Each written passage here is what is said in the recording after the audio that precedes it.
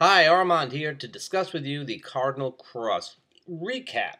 The height of the Cardinal Cross was in April 2014, and here it is in May 2014. And my understanding is that some of you are not too impressed. You're saying, well, I don't know, I was sort of expecting more from that.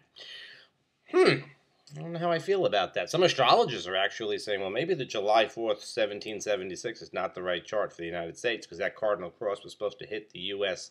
so directly, and it doesn't seem like anything happened. I don't know how I feel about that. It was a pretty busy month. We had some stuff going on that was very intense. If you ask me anything, the missing Malaysian airliner was the main story, I think, and then it was replaced by the story about the missing Nigerian schoolgirls. These are two pretty tragic stories that have really captured our attention. I think that that's a very big deal.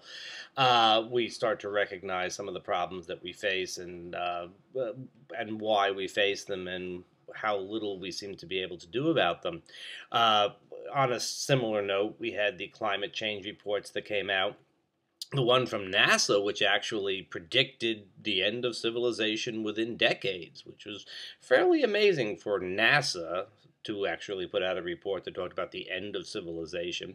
And then the Obama administration issued another report. In between, there was a survey which showed that only 39% of U.S. business leaders thought that climate change was really something that anybody should be doing anything about, which is, to me, that's significant. We had the usual round of people going off the rails and shooting up shopping malls and schools, and a few narrowly averted tragedies and a few tragedies. A lot of fires, I noticed, which I thought was very unusual. There's a lot of stuff going on that I would say was pretty intense. And the end of net neutrality seems to be in the offing. You're watching me on YouTube now, and it's all that easy. But, who knows how things are going to be in a couple of months. Maybe I'll be all fuzzy or something like that. That's a big deal. But I know what you mean. I know what you mean. You were waiting for something big, something scary, some terrible event, or maybe you were waiting for the revolution and the revolution didn't come, and, expectations are pretty high now.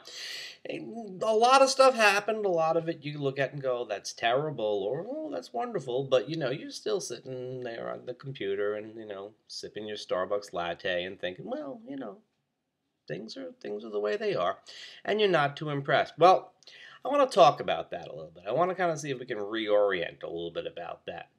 For one thing, this is a time when the energy was very high. It was a time when entropy increases, the sort of spreading out of energy in all different directions in a way that is not really controllable. At the same time, there's also forming clusters. Sometimes energy gets together and forms clusters where things do start working a little bit more consistently, a little bit are able to form themselves at least temporarily to a little higher level.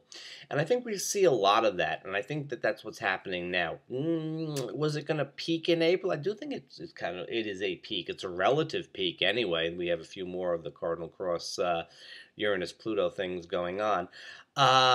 But it's a high energy time. Is it necessarily a time when things are going to change? To tell you the truth, I think in large part, you're not going to like this, I think in large part, the ball has already been rolling down the hill for a long time in a number of different areas. And to expect a major change in direction, one way or the other, and down the hill may be the right word to use, to expect a major change in direction could be a real problem. I don't know that that's what was going to happen.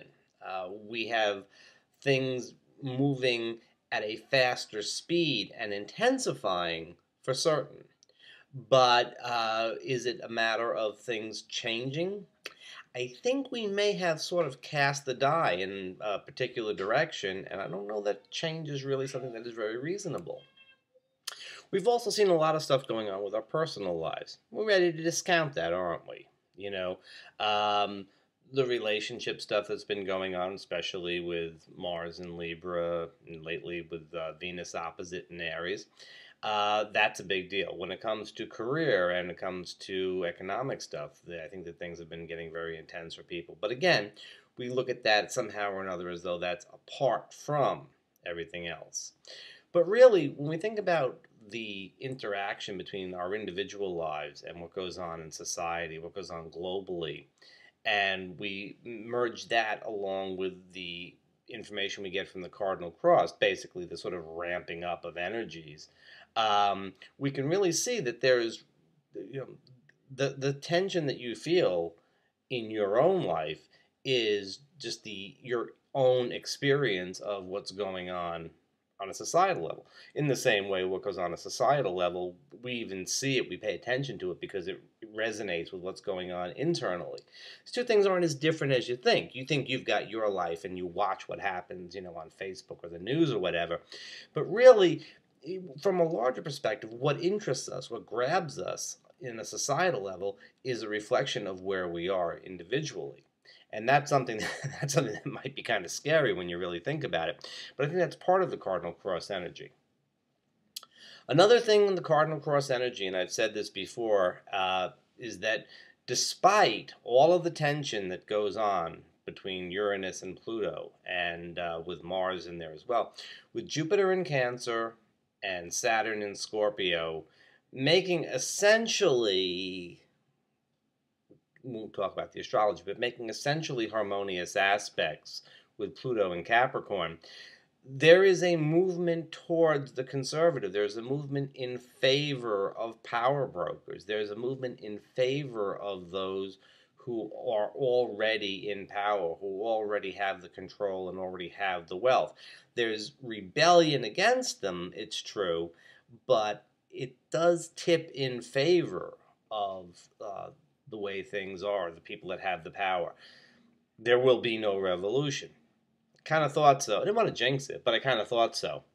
And so what we've seen is a great deal of economic data that really supports the idea that, the rich are getting richer and the powerful are staying powerful, and that's the way things are going to be. And the Cardinal Cross pushes energy, but it pushes energy into that as much as it pushes it into any sort of revolutionary energy against that. And given the specifics of the astrology, I would say that it probably pushes energy in a little bit more that way.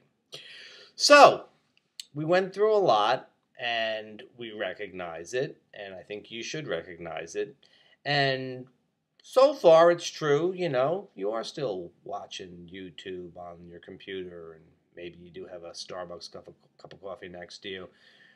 Maybe that isn't the end of the world. Or maybe it is the end of the world. At least you have a cup of Starbucks coffee with you.